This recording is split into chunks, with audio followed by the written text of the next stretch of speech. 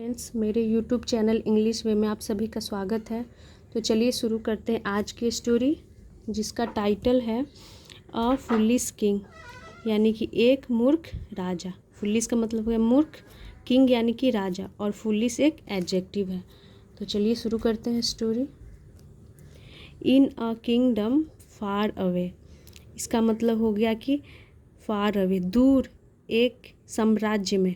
Kingdom का मतलब हो गया साम्राज्य, यानी कि दूर एक साम्राज्य में। यहाँ तक का मतलब होगा कि दूर एक साम्राज्य में। There was a very foolish king, there was यानी कि था, और there as a introductive word के रूप में यूज किया गया है। यहाँ पे इसका देयर का कोई मतलब नहीं है। जब सेंटेंस में हमारा कोई सब्जेक्ट नहीं होता है तो हम देयर का यूज करते हैं। There was a very foolish king, यानी कि एक था बहुत मूर्ख राजा, यानी कि दूर एक साम्राज्य में एक मूर्ख राजा था। He was however very proud and thought he was extremely intelligent. तो यहाँ से देखते हैं, ही वाज यानी वह था, हाउ एवर का मतलब हो गया हालांकि, वेरी प्राउड यानी कि बहुत घमंडी, एंड और थॉट यानी कि सोचता था। ही वाज एक्सट्रीमली का मतलब हो गया अत्यधिक, इंटेलिजेंट यानी कि बुद्धिमान। तो वह क्या था, एक मूर्ख राजा था, लेकिन वह हालांकि यानी कि वह क्या सोचता था कि वह बहुत ही अत्यधिक यानी कि बहुत ज़्यादा क्या है, इंटेलिजेंट है, बुद्धिमान है। तो उसे क्या घमंड था कि वह बहुत ही ज़्यादा बुद्धिमान है, उसे ये घमंड था। ही हैड अ प्रॉब्लम, इसका मतलब हो गया उसकी, हैड यानी थी, अ प्रॉब्लम एक समस्या थी, उसकी एक समस्या थी। He could never sleep in peace, इसका मतलब हो गया ही कुड नेवर, वह कभी नहीं सकता था, स्लीप यानी कि सोना, इन अ पीस यानी कि पीस का मतलब हो गया शांति। तो यहाँ से यहाँ तक का मतलब हो गया कि वह कभी भी शांति से नहीं सो सकता था। बिकॉज क्योंकि, देयर वाज अ फ्लाई, इसका मतलब हो गया कि एक मक्खी था। अब यहाँ पर भी there as a introductive word use किया गया। देयर वाज अ फ्लाई, एक मक्खी था, डैट ऑलवेज वरीड हिम, इसका मतलब हो गया जो, ऑलवेज यानी कि हमेशा, सदैव, वरीड हिम, तो वरीड का मतलब तो वैसे चिंतित होता है, पर यहाँ पे वरीड का मतलब दिया गया है कि परेशान करता था। हिम यानी कि राजा के लिए हिम यूज किया गया है। डैट ऑलवेज वरीड हिम, जो हमेशा वरीड हिम, उसे परेशान करता था।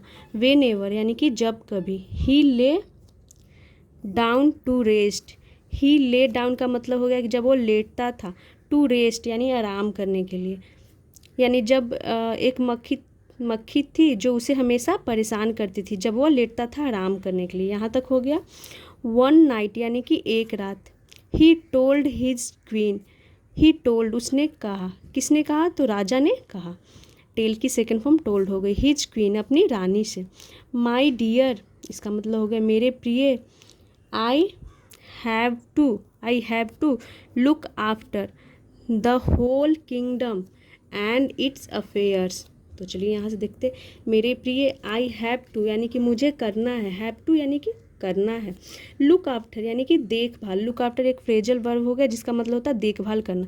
तो मुझे देखभाल करना है, द होल किंगडम यानी कि होल का मतलब हो गया पूरे, किंगडम यानी कि साम्राज्य या फिर राज्य बोलिए, यानी मुझे देखभाल करना है पूरे साम्राज्य की, एंड और इट्स अफेयर, तो इट्स का मतलब हो गया इसके, अफेयर्स यानी इसके मामले, यानी मुझे पूरे साम्राज्य की देखभाल करनी है और उसके अफेयर्स यानी उसके मामलों को। If I do not sleep at night, यदि आई डू नॉट का मतलब हो गया मैं नहीं, स्लीप यानी मैं नहीं सोता हूँ, एट नाइट यानी रात में। I shall not be able to govern my kingdom wisely during the day. तो यहाँ तक देखते, I shall not be able to यानी कि मैं सक्षम नहीं होऊंगा। गवर्न का मतलब हो गया कि, अब यहाँ पे आर साइलेंट होता है, इसे क्या पढ़ेंगे, गवर्न। इसका मतलब हो गया कि शासन करना, माई किंगडम यानी कि मैं सक्षम नहीं होऊंगा शासन करने में, माई किंगडम यानी कि अपने राज्य पे शासन करने में मैं सक्षम नहीं होऊंगा। वाइजली यानी बुद्धिमानी से, ड्यूरिंग द डे, ड्यूरिंग यानी कि दौरान, द डे यानी दिन के दौरान मैं अपने राज्य पे के शासन करने में सक्षम नहीं होऊंगा। Will you please help me, इसका मतलब हो गया क्या आप कृपया मेरी मदद करेंगे, क्या आप कृपया मेरी मदद करेंगे। सर्टेनली माय लॉर्ड, इसका मतलब हो गया सर्टेनली का मतलब हो गया निश्चित रूप से, जरूर। माय लॉर्ड मेरे प्रभु। What would you like me to do, तो इसका मतलब हो गया कि what would you like me to do, यानी कि व्हाट क्या, वुड यू लाइक यानी क्या आप चाहेंगे, मी मुझसे, टू डू यानी कि करना। इसका मतलब होगा कि आप मुझसे क्या करवाना चाहेंगे। आस्क्ड द क्वीन, आस्क्ड यानी कि रानी ने पूछा, द क्वीन यानी कि रानी ने पूछा कि आप मुझसे क्या करवाना चाहेंगे। You must stay awake at night and wave the fan so that the fly may not wake me up. यहाँ फुल स्टॉप है तो चलिए देखते। यू मस्ट स्टे अवेक यानी कि तुम्हें चाहिए, स्टे यानी कि रहना, अवेक यानी कि तुम्हें जगे रहना चाहिए। इसका क्या मतलब हो गया कि यू मस्ट स्टे अवेक यानी कि तुम्हें स्टे रहना, अवेक यानी कि तुम्हें जगे रहना चाहिए। एट नाइट यानी कि रात में, एंड और वेव द फैन, वेव का मतलब होता है हिलाना, ऐसे ऐसे जो पंखे को हिलाते हैं ऐसे, इसे देखिए यहाँ पे हाथ में, इस रानी के हाथ में पंखा है तो इसे ऐसे ऐसे हिलाते हैं तो उसे वेव करना बोलते हैं। And wave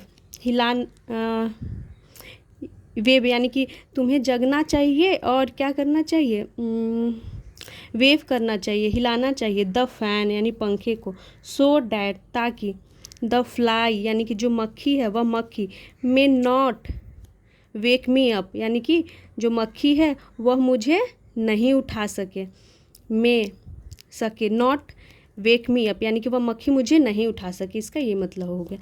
could you please do that, तो इसका मतलब हो गया कि क्या आप प्लीज़ कृपया, डू डैट वह कर सकते हैं। तो जब कोई छोटा हो तो हम क्या बोलते हैं, could you please do that, यानी इसका मतलब हो गया कि क्या आप कृपया, डू डैट वह कर सकते हैं। तो कुड का मतलब सेंस तो आ रहा है सब कैन वाला ही, बट जब कोई बड़ा हो और जब हमें रिस्पेक्ट के साथ बोलना हो तो कैन की जगह पे कुड का यूज कर सकते हैं। Could you please do that, क्या आप वह कर सकते हैं। द क्वीन अग्रीड यानी कि रानी, अग्रीड यानी मान गई। डैट नाइट यानी कि उस रात। She sat up with a fan and kept waving it over the king, इसका मतलब हो गया द क्वीन अग्रीड मान गई। दैट नाइट उस रात। सी सेट अप यानी वह बैठ गई। विथ अ फैन यानी एक पंखे के साथ। एंड केप्ट वेविंग यानी कि वह कीप की सेकेंड फॉर्म केप्ट का यूज किया गया। वेविंग यानी कि हिलाना, वह केप्ट वेविंग यानी कि वो हिलाते रही, बैठ गई और वो हिलाते रही। तो केप्ट यहाँ पे ये दिखा रहा है कि वो काम मतलब होते रहा। इट ओवर द किंग यानी कि राजा के ऊपर। वाइल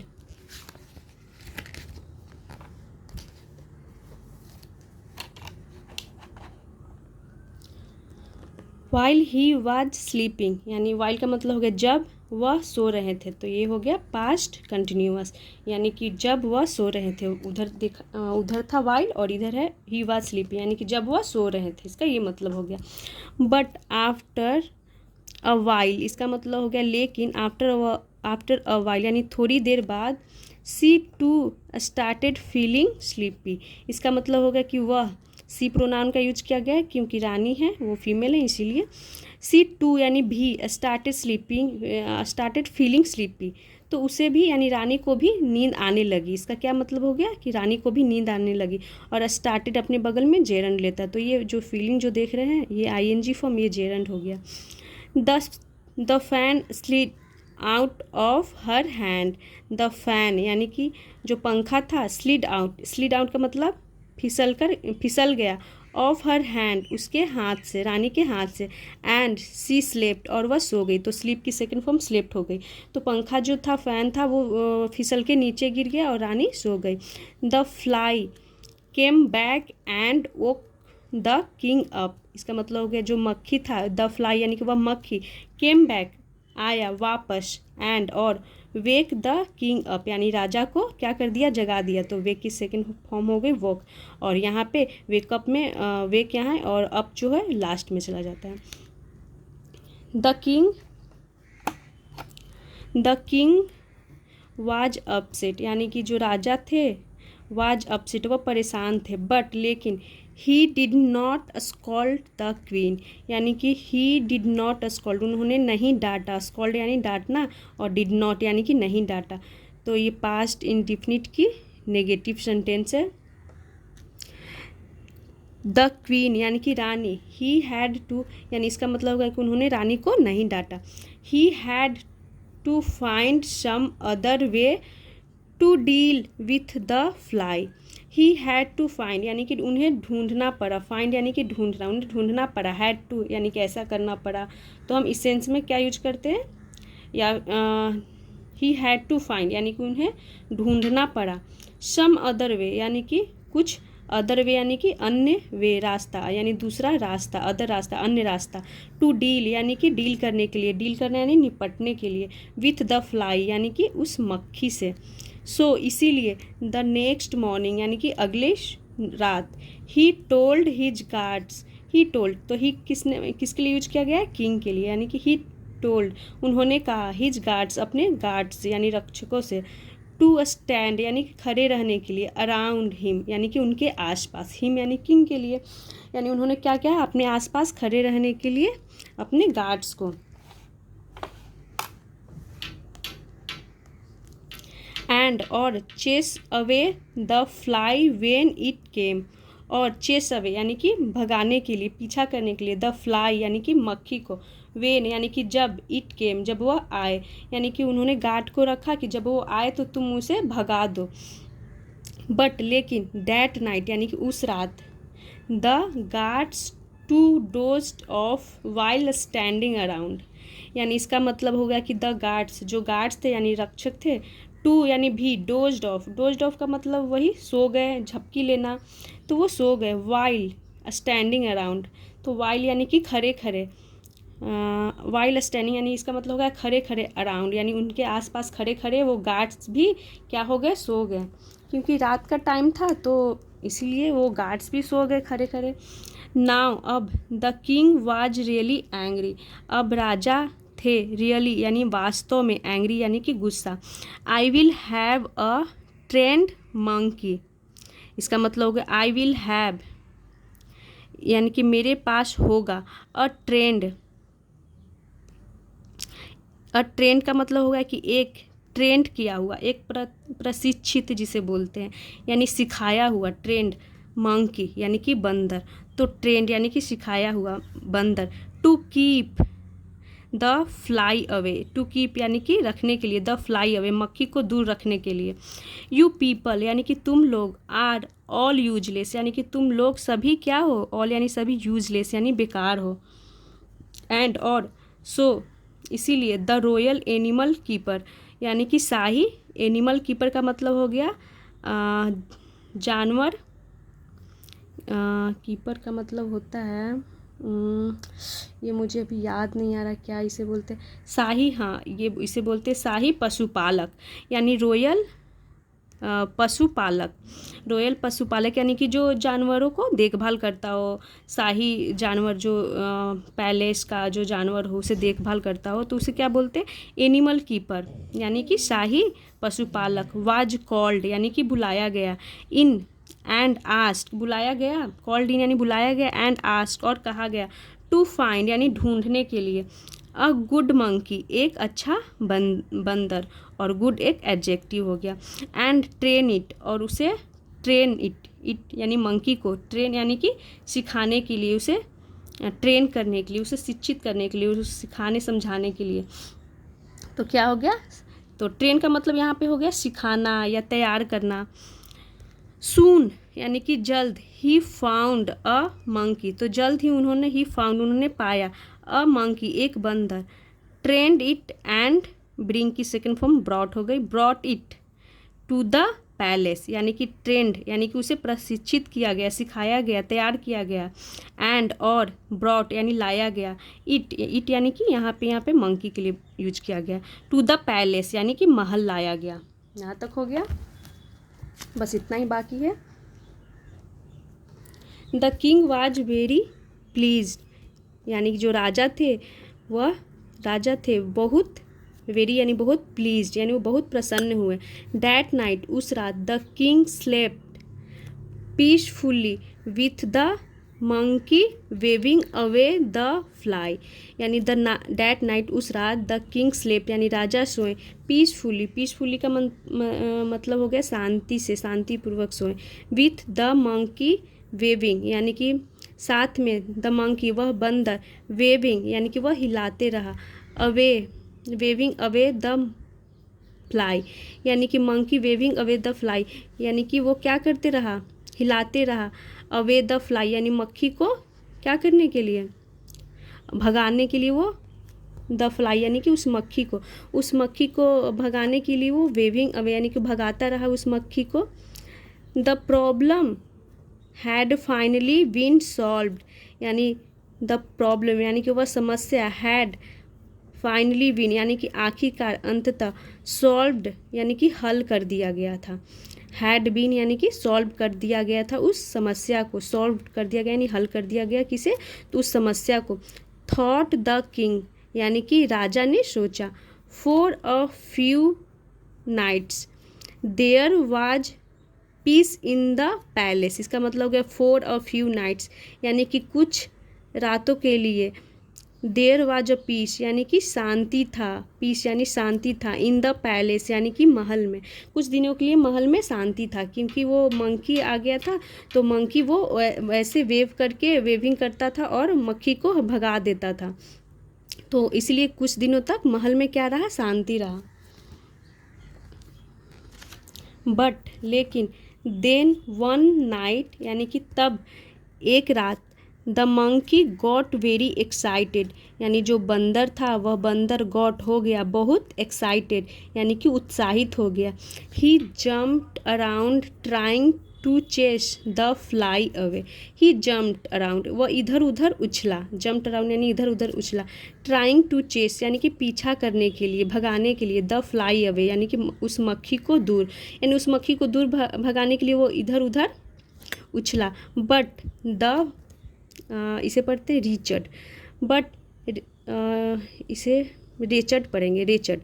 बट द रेचड फ्लाई यानी रेचड का मतलब हो गया मनहूस मक्खी, would keep coming right back यानी कि उस मनहूस मक्खी वुड कीप कमिंग, तो वुड का यहाँ पे यूज टू के सेंस में किया गया, यानी कि उस मनहूस मक्खी वुड कीप कमिंग यानी कि आता रहा, कीप कमिंग, और कीप ये दिखाता है कि वो काम होते ही रहा, और कीप के बगल में हमेशा ING फॉर्म आता है, तो कीप कमिंग वो आता रहा। राइट बैक यानी कि वापस, ठीक वापस आते रहा, यानी कि मंकी उसे भगाता रहा और वह वापस आते रहा मक्खी।